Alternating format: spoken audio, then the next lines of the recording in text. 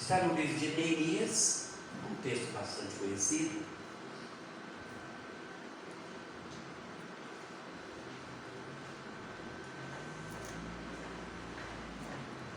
Você abençoe. Neemias fica antes de Salmos, tá? Os irmãos vai fazer mais perto aí, perto de Jó, e vai voltando um pouco a Bíblia aí. Você vai cortar. Capítulo 2, eu vou ler do 11 ao 20.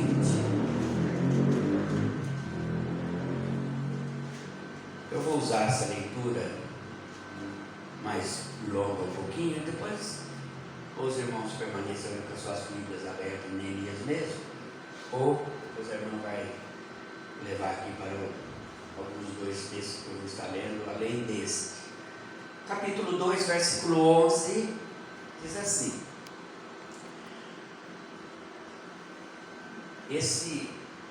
e cheguei a Neemias, tá? A história é de Neemias, que nós vamos estar ministrando sobre a vida dos irmãos. E cheguei a Jerusalém, e estive ali 3 dias, e de noite me levantei, e eu e poucos homens comigo, e não declarei a ninguém o que o meu Deus me pôs no coração para fazer. Eu quero que os irmãos frisem bem essa parte aqui, tá? E não declarei a ninguém o que o meu Deus me pôs no meu coração, né? No coração de Neemias, tá? Fica bem claro. Para fazer em Jerusalém, e não havia comigo animal algum, senão aquele que eu estava montado. E de noite saí pela porta do vale, para a banca da fonte do dragão, e para a porta da montura, e contemplei os muros de Jerusalém, que estavam fendidos, e as suas portas que tinham sido consumidas pelo fogo. E passei a porta da frente, e ao viver do rei, e não havia lugar por onde eu pudesse passar a cavalgadura que estava debaixo de mim. Então de noite subi pelo ribeiro e contemplei o muro, e voltei e entrei pela porta do vale. Assim voltei, e não souberam os magistrados onde eu fui e nem o que eu fazia, porque ainda até então nem os judeus, nem os nobres, nem os magistrados, nem os mais que faziam a obra tinham declarado coisa alguma. Então ele disse: bem vedes vós a miséria em que estamos, que Jerusalém está assolada, e que as suas portas têm sido queimadas a fogo. Vinde, pois, e reedifiquemos o muro de Jerusalém, e não estejamos mais em opróbrio.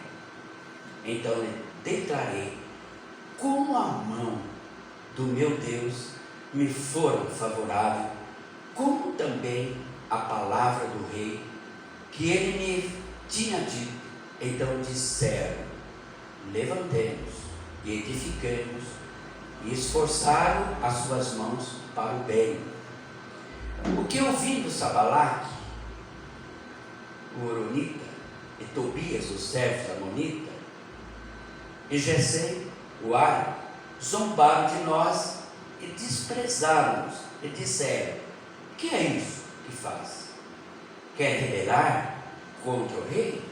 Então lhe respondi e disse: o Deus dos céus é o que nos fará prosperar, e nós, seus servos, nos levantaremos e edificaremos, mas vós não tendes parte, nem justiça, nem memória em Jerusalém.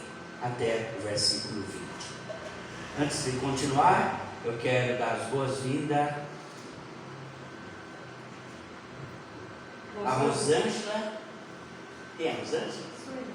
Deus abençoe, viu? Seja bem-vinda à casa do Senhor.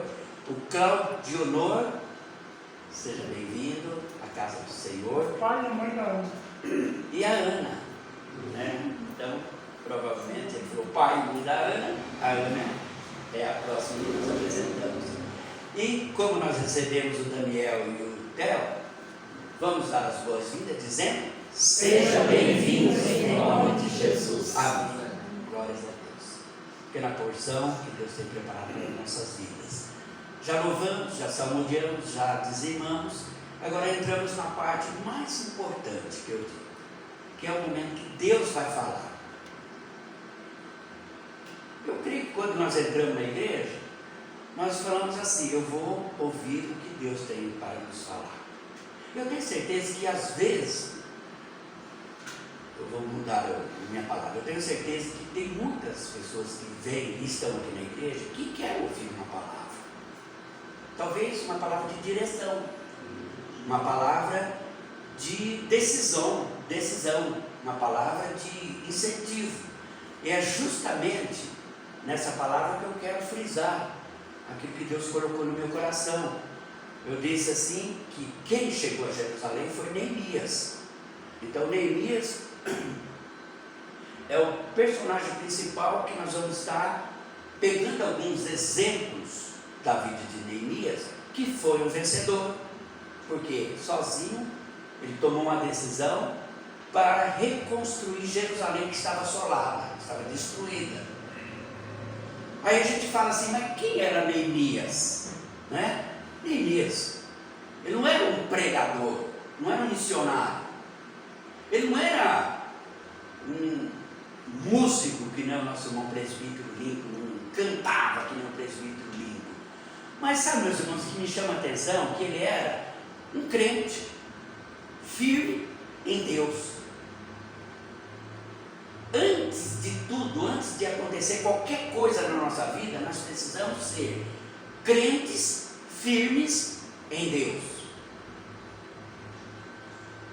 que não se abala por qualquer coisa, porque a Bíblia diz: no mundo tereis aflições. Isso é normal, termos as nossas aflições. Aflições envolvem tantas coisas, né? Enfermidade, problemas, falta, dia a dia. Isso chama-se aflição, porque quando vem isso, quando acontece isso, nós entramos em aflição.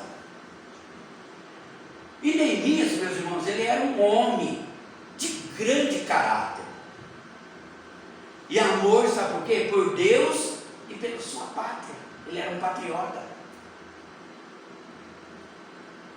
Ele tinha, parece que, eu me lembro quando eu estava prestes a vir para São Pedro, sem conhecer São Pedro, quando eu falava em São Pedro, meu coração disparava. Então eu vejo aqui na vida de Neemias, quando ele ficou sabendo da notícia, né, através do seu irmão, como estava a cidade, numa visita que o seu irmão foi fazer na casa do rei, de repente ele coloca toda essa situação na presença de Deus e vai orar. A Bíblia diz que ele vai orar e jejuar. Ali, meus irmãos, Deus começava a colocar no coração de Neemias um trabalho a ser feito. É o chamado para fazer uma obra. E aí eu começo a meditar, e eu comecei a ler esse texto, fui continuando a ler. Então eu comecei a pegar algumas coisas aqui, que com certeza no dia a dia, no nosso dia a dia, tudo aquilo que nós vamos fazer, sempre tem as pessoas que tentam tirar o ânimo, se incentivar. Não é só fora da igreja, até mesmo dentro da igreja. Quando você pensa em fazer alguma coisa para a obra de Deus, sempre tem aqueles: mas não vai dar certo, isso daí já fizemos, Mas eu quero te dizer uma coisa: tudo aquilo que Deus coloca para você fazer, seja na igreja ou seja onde quer que seja, às vezes Deus coloca no teu coração, e nós queremos que as pessoas entendam que eles também são chamados a fazer essa obra. E às vezes a obra não é para ele fazer, às vezes a obra é para você fazer. Existem existem chamados que é particular, que Deus olha e fala, é como se Ele estivesse olhando aqui, tem vários tipos de pessoas, vários tipos de comportamento de pessoas, e Ele precisa arrumar alguém que vai lidar com cada uma dessas pessoas. Então Ele vai olhar para o perfil do pastor, o perfil do presbítero, o perfil da mulher, o perfil da outra, da irmã, bom, essa encaixa nesse perfil. E Ele vai trabalhar nesse propósito para que Ele possa alcançar, porque todos são importantes e têm valores diante de Deus. Então Deus, Ele usa, a Bíblia fala que o nosso adversário, Ele usa, nós vamos compreender um pouquinho aqui no decorrer da mensagem, que às vezes o nosso adversário, ele usa até mesmo pessoas para apagar, né, o seu incentivo, a sua coragem, a sua valentia, até mesmo o seu ânimo. E eu vejo aqui nesse decorrer desse texto, que algumas coisas não puderam impedir Neemias de realizar e fazer a obra de Deus. Primeiro passo que nós olhamos aqui. Nós lemos aqui, no 12 ao 16, que Neemias, ele não mediu o tamanho do trabalho, e aquilo, os irmãos vejam que ele decorreu tudo. Ele pegou seu animal, montou no seu animal, começou a decorrer sozinho, porque o chamado, eu ainda falei para os irmãos, frisa bem,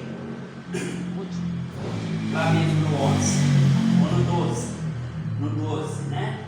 E diz assim, ó, não declarei a ninguém o que o meu Deus me pôs no meu coração para fazer em Jerusalém. Era Ele Deus. Ele se propôs a fazer aquilo que Deus colocou no seu coração, depois de jejuar e orar. E a Bíblia fala que ele chega em Jerusalém, ele monta no seu cavalo e começa a decorrer toda a cidade. E ele começa a contemplar com seus olhos. Ele sozinho, ninguém viu, ele não falou para ninguém. E ele começa a decorrer. Queridos, qualquer um de nós só não precisava ir toda a cidade de Jerusalém. Não sei se o presbítero Link sabe assim, o tamanho, ou seja, o tamanho da cidade, não era tão grande Jerusalém. Dizem que era 1 quilômetro cada parte da muralha. Tá vendo? Não era tão grande, 1 quilômetro cada parte. 1 quilômetro para cá, 1 quilômetro para cá, 1 quilômetro daquele, ele correu. Eu garanto que cada um de nós aqui, talvez nós poderíamos ir até a esquina e falar, não tem jeito, não tem solução. Mas o chamado ardia no coração, e ele não começou, ele não estava olhando essas dificuldades. Porque muitas vezes, meus irmãos, é isso que acontece no nosso chamado. Quando nós falamos assim, vou fazer a obra de Deus, qualquer situação adversa que vem, primeiro passa, não vou fazer mais. Não vou, o pastor não honrou, o pastor não incentivou, a igreja não dá valor, mas não está valendo a pena. Às vezes nós começamos a olhar essas dificuldades e facilmente nós vamos desistir. O que tem de pessoas que já iniciaram seu ministério, sua vida espiritual na obra de Deus e por algum motivo parou, não foi fazer mais. Tem talentos, tem chamados, tem dom. Aí, queridos, ele fez o quê? Eu vou continuar olhando. A Bíblia fala que ele voltou, examinou tudo, examinou todo o trabalho que ele tinha que ser feito, e nem isso desanimou. Aí ele veio para o quê? As táticas de intimidações do inimigo. Isso também não impediu. Vocês viram aqui no texto, no versículo último, no versículo 19, se nós olharmos aqui, olha lá, o que ouvimos Sabalate e o Horonita, e o Tobias e o servo da Amonita e Gesem, o árabe, zombaram de nós e desprezaram-nos, e disseram, que é isso que faz? Querem rebelar contra o rei? O que mais tem, meus irmãos, é pessoas, é táticas vindo contra, só para nos intimidar. Quando nós fomos fazer a obra lá missionária na Bahia, tinha alguns lugares que nós precisávamos ir, que tinha irmãozinho lá. Primeira coisa que falaram: não vai lá porque lá é perigoso. Aí tinha um irmãozinho que tinha se convertido, que era de lá. Ele falou: vamos que eu peço autorização para os homens. Achávamos que era a polícia, mas não era a polícia, é para os homens que cuidavam lá daquele lugar.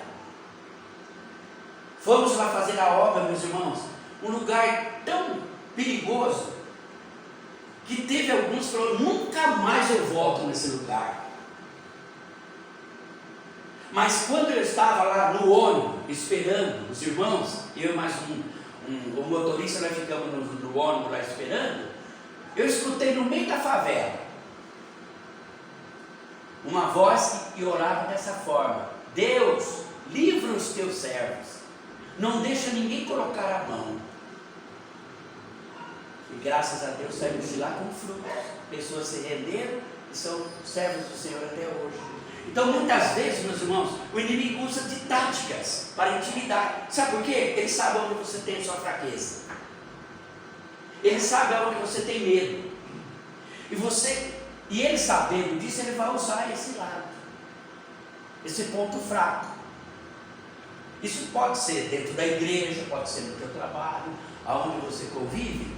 Vai ter todas essas táticas contrárias para não te ver o teu sucesso. De repente estão olhando, ele está crescendo, né? Está evoluindo. Aí o inimigo fala: eu preciso apagar esse fogo. Eu preciso tirar esse fogo, esse ânimo dessa pessoa. Ele vai usar o que ele tem de melhor, as armas. Mas nem por isso Neemias deixou de fazer essa obra. Outro fato que eu quero registrar para os irmãos aqui: o triste estado do povo. Mesmo o povo, no capítulo 5, nós vamos ver aí no decorrer do capítulo 5, o estado que se encontrava o seu povo. Eles tinham empenhorado suas terras, eles tinham empenhorado seus filhos como escravos, eles tinham as suas plantações, eles tinham deixado abandonado, viraram escravos. E eles mesmos olhavam, olha, versículo 1. Foi, porém, grande o clamor do povo e de suas mulheres contra os judeus, seus irmãos. Porque havia quem dizia: nós, nossos filhos e nossas filhas somos muitos, então tememos, ou seja, tomemos trigo para que comamos e vivamos. Também havia quem dizia: as nossas terras, as nossas vinhas, as nossas casas, empenhamos para tomarmos trigo nessa fome. Também havia quem dizia: tomamos emprestado dinheiro até para o tributo do rei sobre as nossas terras e as nossas vinhas. Agora, pois, a nossa carne é como a carne de nossos irmãos, e o nosso filho como seus filhos. E eis que sujeitamos nossos filhos a nossas